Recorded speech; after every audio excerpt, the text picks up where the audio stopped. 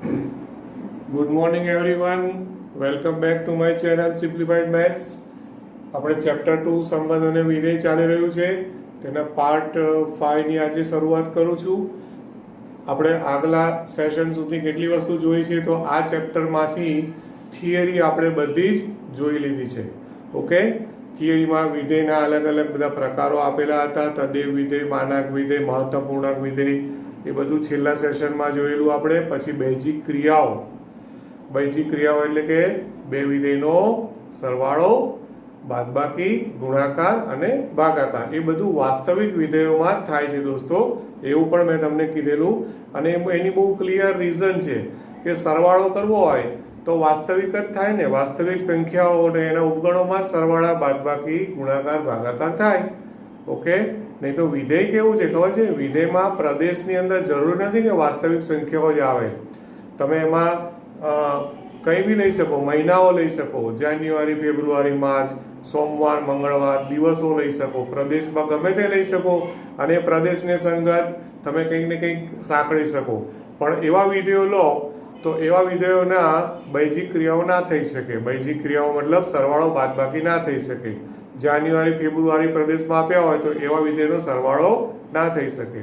સરવાળો કરવો હોય તો વાસ્તવિક વિધેય જ હોવા જોઈએ. આ આપણો છેલ્લો ટોપિક હતો. ઓકે, એટલે હવે છે ને આ ચેપ્ટરમાંથી થિયરી બધી પૂરી થઈ છે. હવે આપણે માત્ર દાખલાઓ ગણવાના રહે છે. તો એ દાખલાઓમાં આજે હું લઈશ સ્વાધ્યાય 2.3. ઓકે, હવે 2.3 જે છે એમાં ટેક્સ્ટબુક ખુલ્લી રાખજો બધા, પાના નંબર 44. ઓકે, અને પાના નંબર 44માં પહેલા દાખલાથી હું સ્ટાર્ટ કરું છું. સ્વાધ્યાય 2.3. ઓકે, અને પહેલો દાખલો,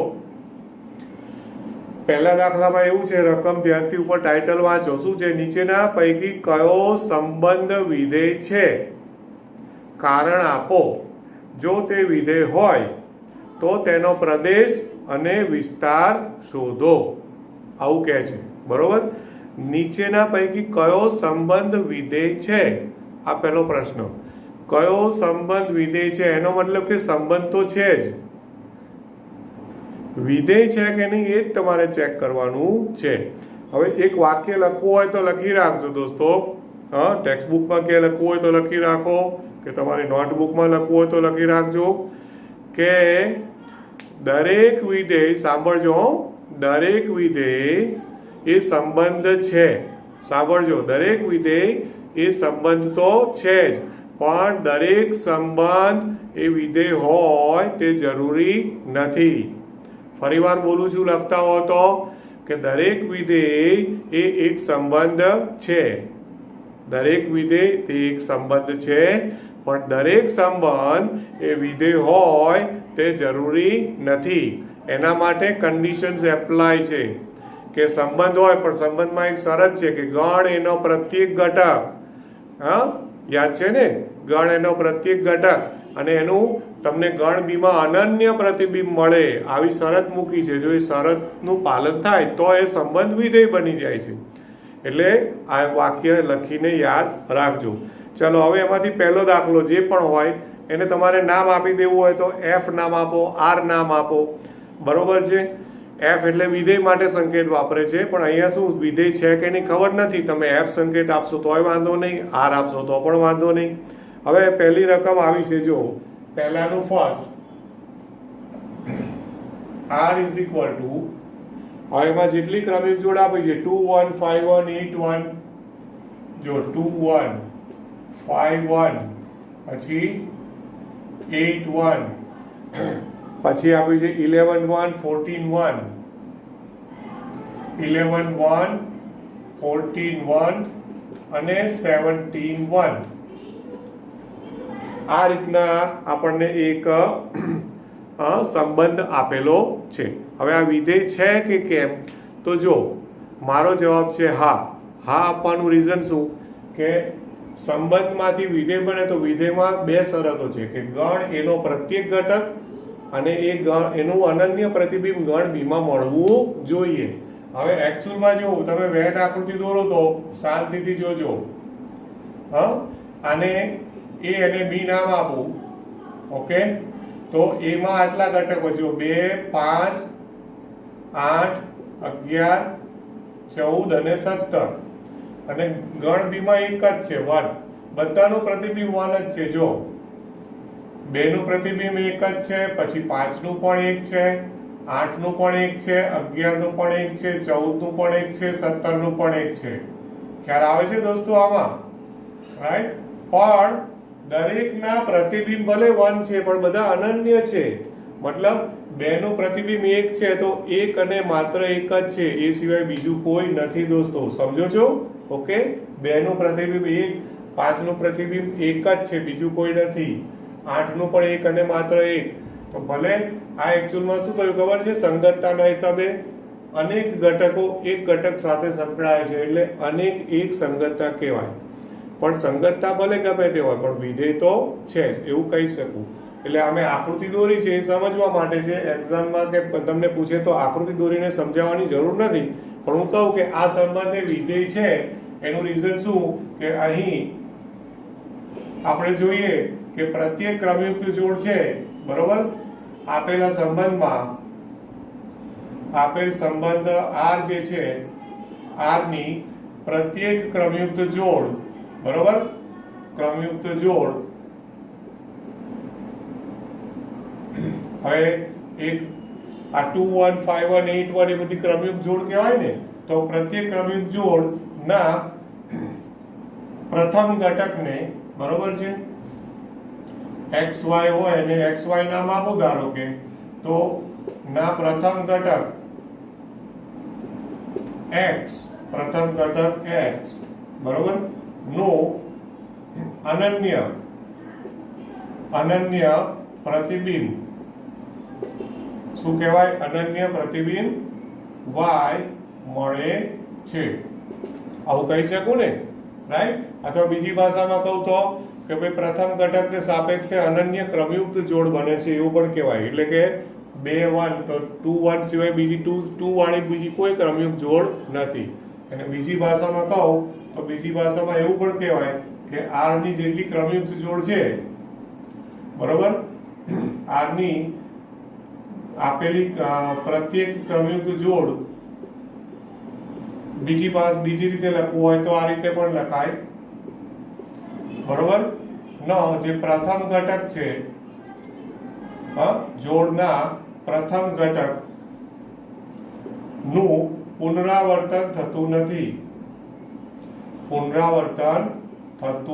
નથી ઓકે પુનરાવર્તન થતું નથી એટલે શું ધારો કે 2 1 છે હવે જો 2 1 ની સાથે અહીંયા ધારો કે હજુ 2 નો બીજો કોઈ પ્રતિબિંબ હોય 2 1 2 3 તો અહીંયા મારે 2 1 ની સાથે મને ત્યાં 2 3 બી આપ્યો હોય તો 2 3 અને 2 1 હોય સપોઝ તો હવે આ વિધેય ના થાય આ કેમ વિધેય ના કે 2 નું પ્રતિબિંબ 3 પણ છે અને 2 નું પ્રતિબિંબ 1 પણ છે તો પેલું અનન્યતા જળવાય નહીં એટલે તમે બે રીતે લખી શકો અમે કૌંસમાં લખ્યું એ રીતે લખી શકો કે પ્રથમ ઘટકનું ક્રમયુક્ત જોડમાં પુનરાવર્તન નથી થતું અથવા તો પ્રથમ ઘટક x નો અનન્ય બરોબર છે x નું નો નહીં પણ આપણે શું કહીએ x નું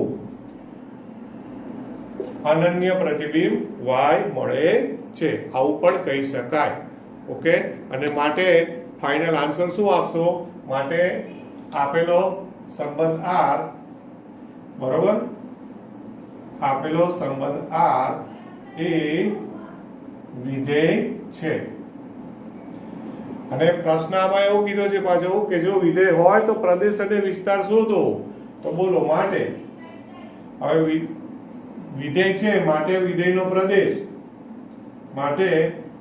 પ્રદેશ હવે પ્રદેશ કેવી રીતે લખાય પ્રદેશ તો ક્રમયુક્ત જોડના પહેલા ઘટકોનો ગણ એટલે કે 2 5 8 11 14 અને 17 આ એનો પ્રદેશ કહેવાય અને વિસ્તાર તો વિસ્તારમાં એ ક્રમયુક્ત જોડો એ ક્રમયુક્ત જોડનો બીજો ઘટક લેવાનો તો બીજો ઘટક લો એટલે ખાલી 1 જ છે ખ્યાલ આવ્યો કે નહીં એટલે વિસ્તારમાં ખાલી એક જ ઘટક છે 1 ક્લિયર થાય છે તો એકચ્યુઅલમાં કહું ને તમને તો આ બધા દાખલાઓ દોસ્તો ઓબ્જેક્ટિવ છે કાં તો 1 માર્ક્સની નાની ગણતરીમાં પૂછાય અથવા તો MCQ માં પૂછાય ઓકે હવે ફરી ટેક્સ્ટબુકમાં ધ્યાન આપો. દાખલા નંબર 2 દાખલો હું મોઢે ચર્ચામાં લઉં છું.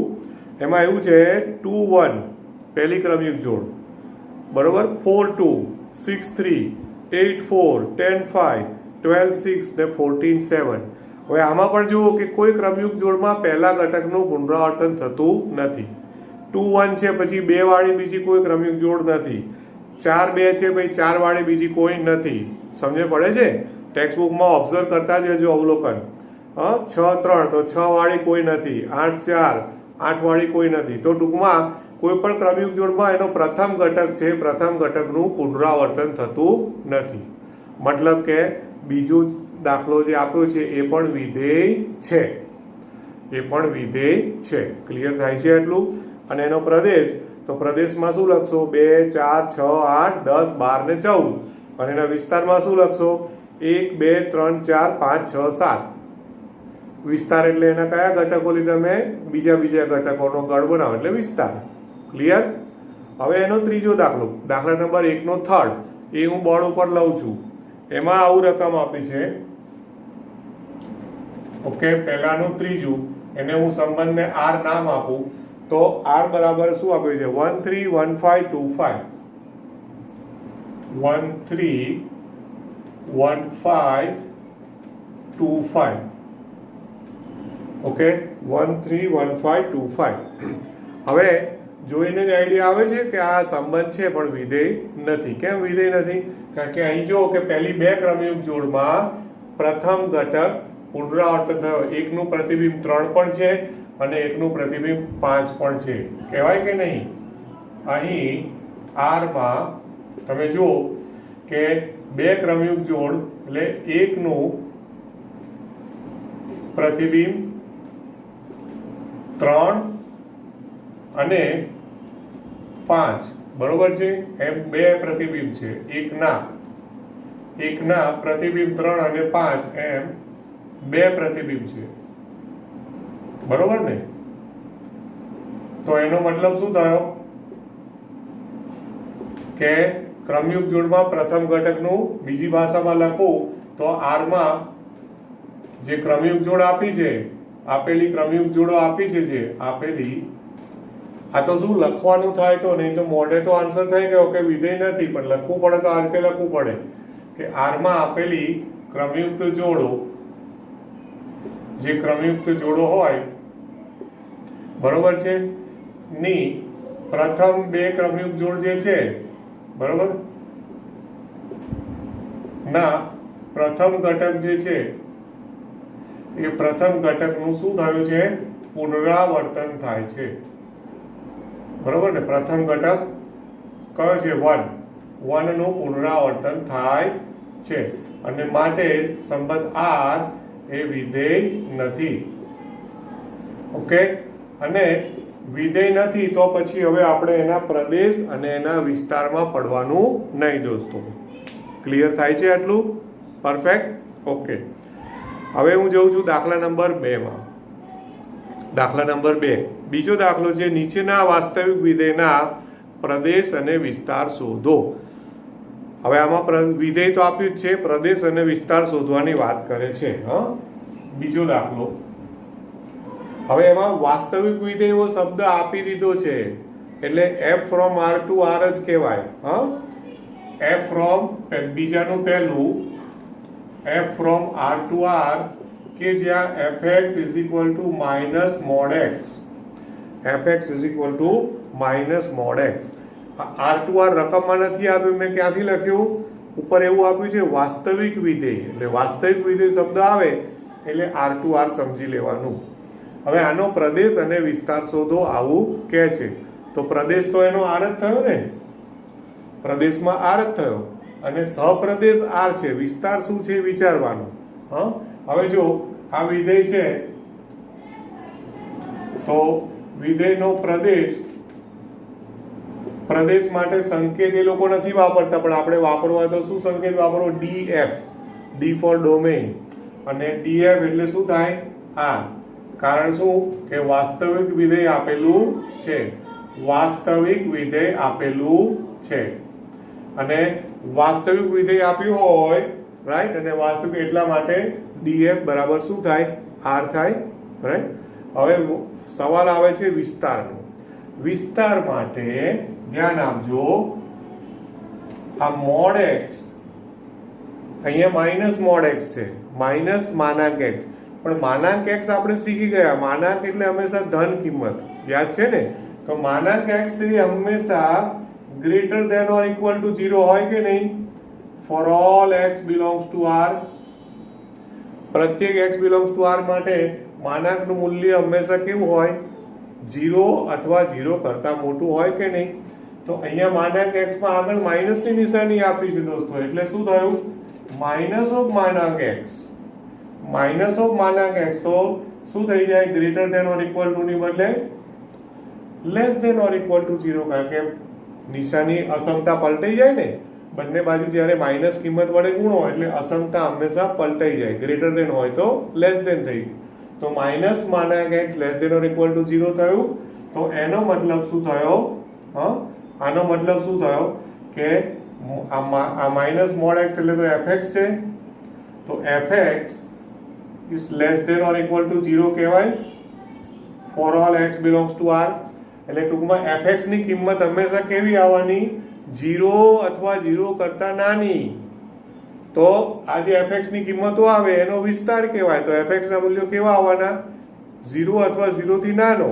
એનો અર્થ શું થયો કે f નો વિસ્તાર. ઓકે, વિસ્તાર માટે શું સંકેત વાપરીશું આપણે? rf. તો કઈ કિંમતો આવી? ઋણમાં તો અનંત ને, તો માઇનસ ઇન્ફિનિટી ટુ 0.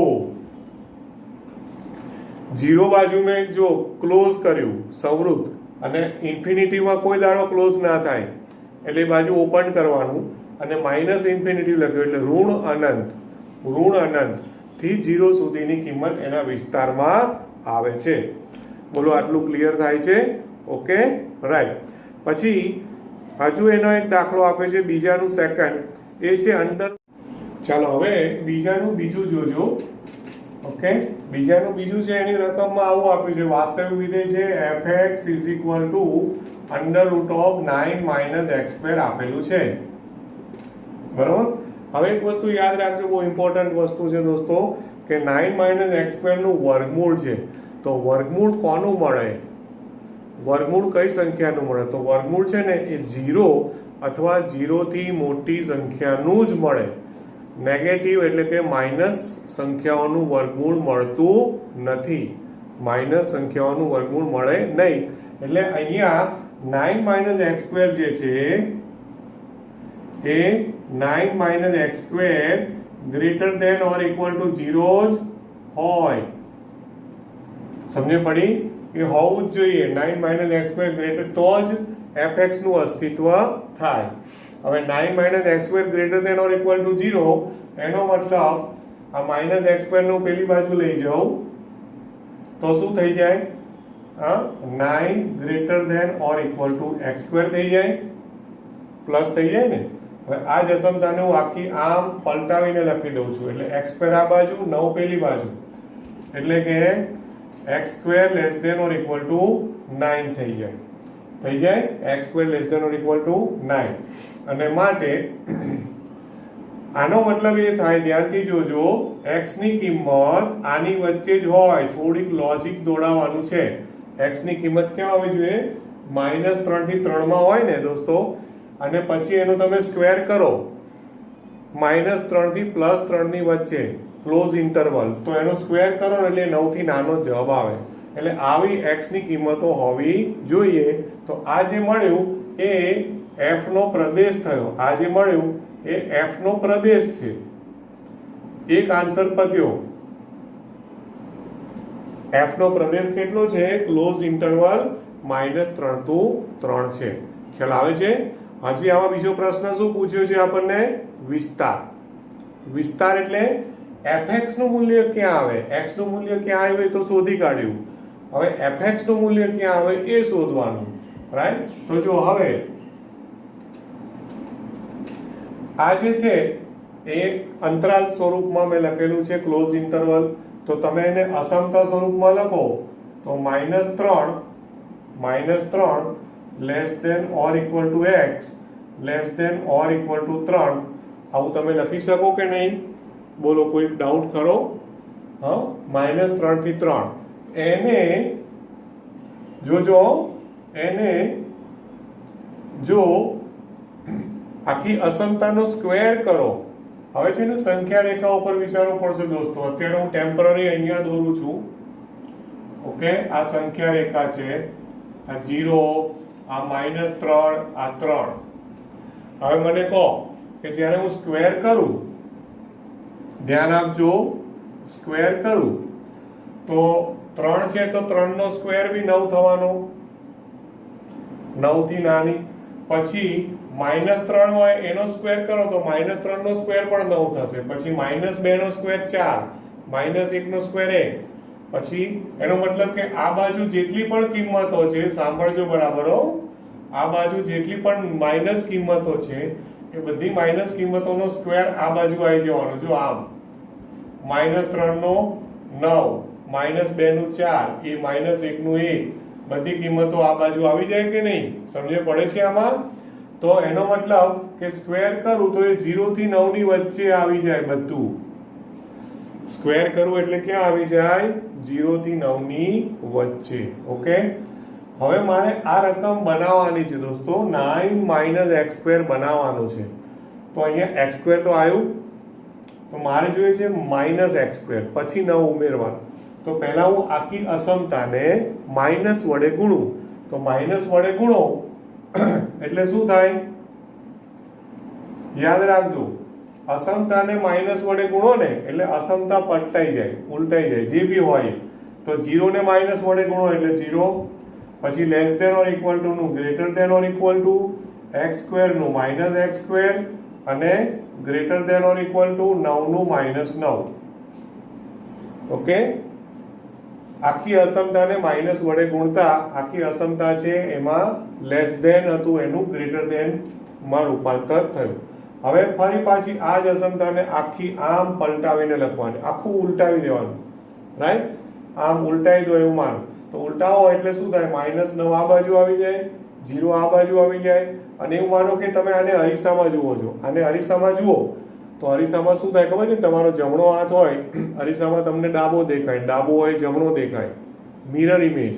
એવું આમાં પણ અરીસામાં જુઓ તો ગ્રેટર ધેન હોય એનું લેસ ધેન દેખાય, દેખાય કે નહીં? એટલે આની મિરર ઇમેજ લખવાની આખી.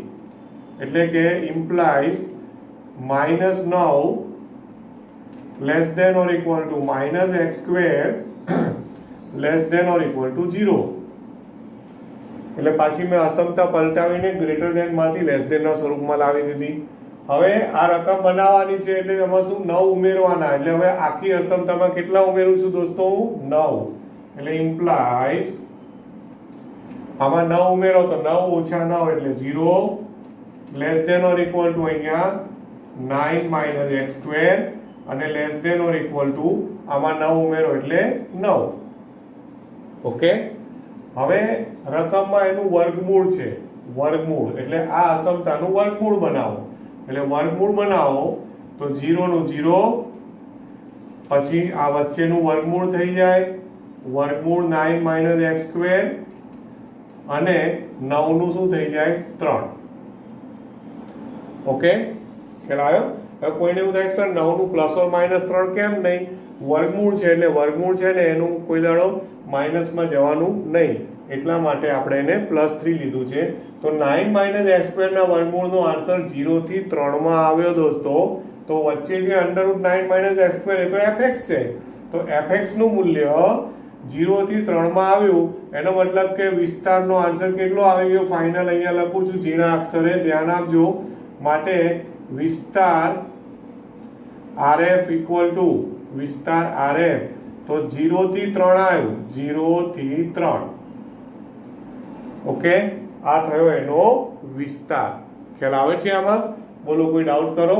તો આનો પ્રદેશ ક્યાં ગયો? પ્રદેશ આ રહ્યો -3 થી 3 એનો પ્રદેશ છે, બરોબર છે. અને વિસ્તાર કેટલો આવ્યો? 0 થી આ એનો વિસ્તાર આવ્યો છે. એટલે હું થોડું અલગ તમને હાઇલાઇટ કરીને આપું છું, કારણ કે થોડું લખવામાં અક્ષરો નાના થયા છે એટલા માટે આ જે છે એ પ્રદેશ છે. ઓકે, બરોબર. આમાં પ્રદેશ તરીકે શું આવ્યું છે? આર આવ્યો છે. અને આનો જે વિસ્તાર છે એ આર આવ્યો. ઓકે, તો મેં પ્રદેશ અને વિસ્તારને થોડા અલગ પાડીને બતાવ્યા છે, જેથી કરીને હું જ્યારે તમને ફોટો મોકલું તો ફોટામાં તમને થોડું ક્લિયર થાય એટલા માટે. બરોબર છે. તો આવી રીતે તમે પ્રદેશ અને વિસ્તારના દાખલાઓ પણ ગણી શકો છો. ખ્યાલ આવ્યો કે નહીં? હવે આમાંથી મને લાગે છે કે બાકીના દાખલાઓ છે ત્રીજો ચોથો એમાં બહુ વાંધો નથી આવે એવું. ત્રીજામાં તો કશું જ નથી. ચોથામાં શું છે, એકચ્યુઅલી કેમિસ્ટ્રી કે ફિઝિક્સમાં તમને ફેરાનહીટ અને ડિગ્રી સેન્ટીગ્રેડનો એક સંબંધ આપેલો છે. એ સંબંધને અહીંયા એ લોકોએ રકમ તરીકે લઈ લીધી છે. હા, કે ભાઈ ફેરાનહીટમાંથી ડિગ્રીમાં ફેરવવું હોય કે ડિગ્રીમાંથી ફેરાનહીટમાં ફેરવવું હોય સેલ્સિયસ, બરોબર છે. તો સેલ્સિયસમાંથી ફેરાનહીટમાં અથવા તો ફેરાનહીટમાંથી સેલ્સિયસમાં. તો અહીંયા એક સૂત્ર આપ્યું છે કે T of C equal to 9C/5 plus 32. આ રીતે વ્યાખ્યાયિતમાં નીચેના મૂલ્યો શોધો. આવડશે કે નહીં? પેલું T of 0 એનો મતલબ કે C બરાબર 0 મૂકવાના. સાંભળજો. પછી T of 28 એટલે C બરાબર 28 મૂકવાના. પછી T of -10 એટલે C બરાબર -10 મૂકવાના. પછી ચોથામાં એવું છે કે T of C બરાબર 212 એટલે કે 9C/5 પ્લસ 32 બરાબર 212 આપ્યા છે. અને પછી એનું સાદુરૂપ આપો ને એમાંથી C ને કરતા બનાવો એટલે C મળી જાય. ખ્યાલ આવે છે આમાં? ઓકે, તો લગભગ 2.3 સ્વાધ્યાય જે છે એ આપણું આમ જોવા જાવ તો પૂરું થયેલું કહેવાય. ઓકે, છેલ્લા દાખલાઓ જે છે, છેલ્લા વિસ્તાર શોધવાના, એટલે 5મો દાખલો છે. હવે એમાં એકચ્યુઅલી 3 દાખલાઓ છે. થોડુંક શાંતિથી, એકદમ શાંત ચિત્તે, આજે થોડા ના ફાવે એવા દાખલા હતા ને એ મેં આજે એકચ્યુઅલી લઈ લીધા છે. થોડુંક શાંતિથી વિચારજો. 5મા દાખલામાં ચોથા અને ત્રીજો તો MCQ જ છે. 5મામાં વિસ્તાર શોધવામાં કેવી રીતે વિસ્તાર લાવે છે એ જો છતાં પણ ના ફાવે તો મને તમે ગ્રુપમાં કહેજો. અલગથી, ગ્રુપમાં તો નહીં કહી શકો, અલગથી અથવા તો લાઈવ ચેટ દરમિયાન.